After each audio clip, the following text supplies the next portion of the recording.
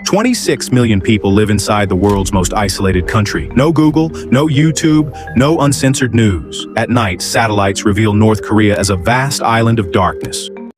North Korea remains one of the world's most isolated nations, with 26 million residents.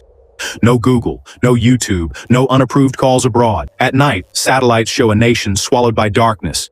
This is North Korea. The parades, the propaganda, the soldiers. That's the show. What I'm about to show you begins after the cameras stop rolling. Stay until the end. The final minutes reveal what most documentaries never show. It begins at the DMZ, Earth's most heavily fortified border, packed with millions of landmines. The DMZ sounds peaceful. It's actually the world's most heavily militarized border. In North Korea, isolation begins at birth, long before anyone sees a military parade. It's called Songbun, and it decides almost every part of your life. At birth, every citizen receives a Songbun class that can shape their entire future. One classification decides your home, education, career, travel, and even your family's food. Most North Koreans rarely question the system because it's the only life they've known. But Songbun is only the beginning. Foreigners see a carefully controlled version of North Korea. A few tourists enter North Korea each year, but every moment is tightly controlled. Tourists don't explore North Korea, they follow controlled routes under constant government supervision. Tour routes are carefully designed, showing monuments, schools, and farms chosen to shape what visitors see. North Korea creates Potemkin villages, carefully staged displays hiding a different reality. In North Korea, even a photograph can become dangerous if it reveals the wrong image. This is the North Korea tourists see, a carefully controlled version of reality. But what lies beyond the tours? The real North Korea remains hidden from outsiders. Beyond Pyongyang, North Korea reveals a reality most outsiders never see. Pyongyang is a privilege reserved for North Korea's most trusted citizens. Rural North Korea suffered a devastating famine, leaving hundreds of thousands dead.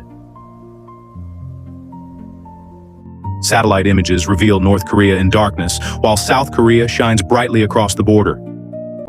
Information is tightly controlled. Foreign media becomes a dangerous underground currency. The greatest barrier is not leaving. It's never knowing another life exists. Some discover the truth, then decide escape is safer than remaining trapped. The escape story is rarely told honestly. Now we reveal what it truly takes.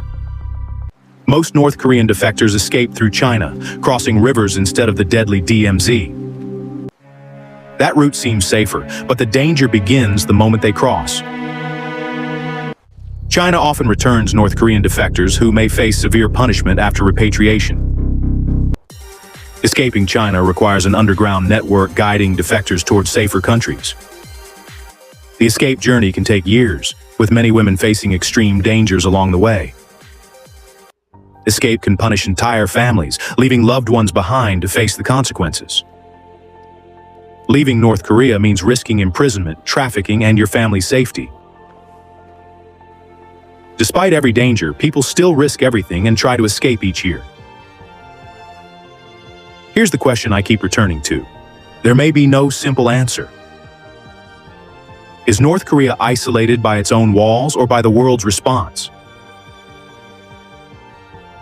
The honest answer is both, and that's what makes this story so difficult.